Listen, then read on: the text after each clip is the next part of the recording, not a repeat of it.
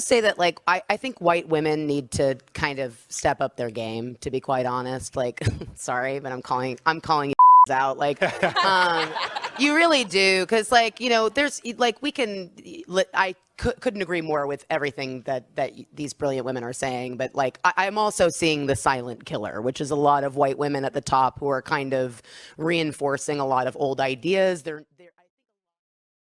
If you're now thinking, what the hell are you talking about? You haven't spent much time on a modern college campus.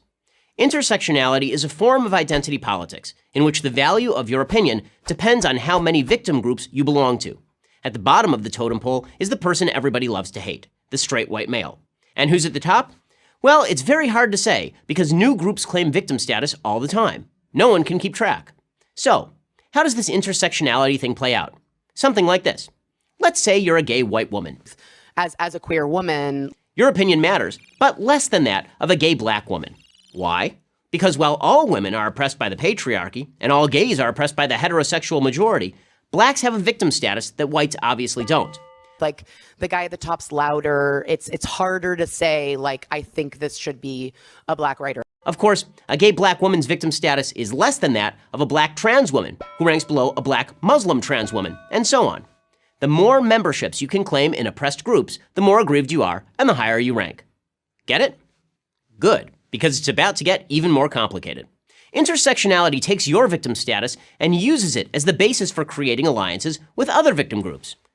I'll just speak from my own personal experience. It's just like, I wasn't sure how to be an ally. I wasn't sure what type. I got so caught up in, like, what kind of terminology I was supposed to be using.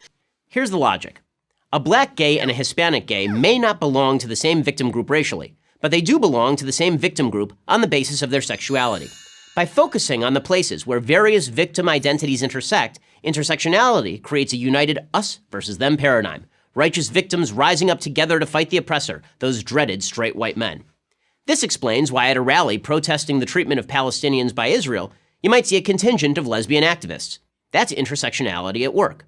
They're so united by their victim status that it doesn't matter if Islamists throw gays off of buildings or murder female family members who defy their father's wishes.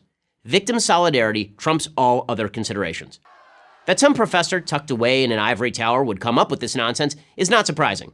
What is surprising and disturbing is that so many people actually go along with it. As I started to rise in television, I started to just get more blunt and just start saying, like, I would like a black writer. Because if I said diverse, you know, you get, well, white is diverse, which is something somebody said to me. And I was like, wow.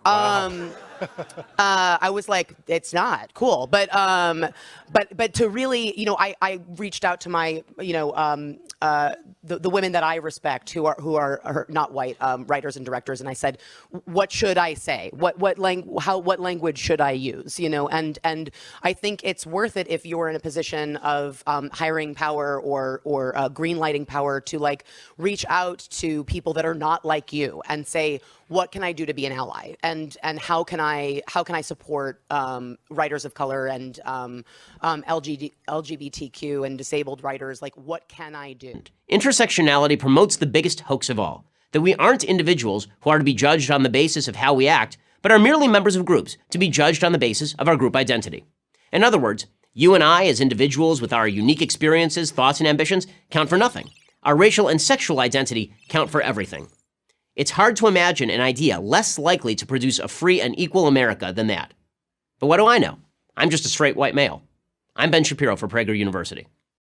Thank you for watching this video. To help keep PragerU videos free, please consider making a tax-deductible donation.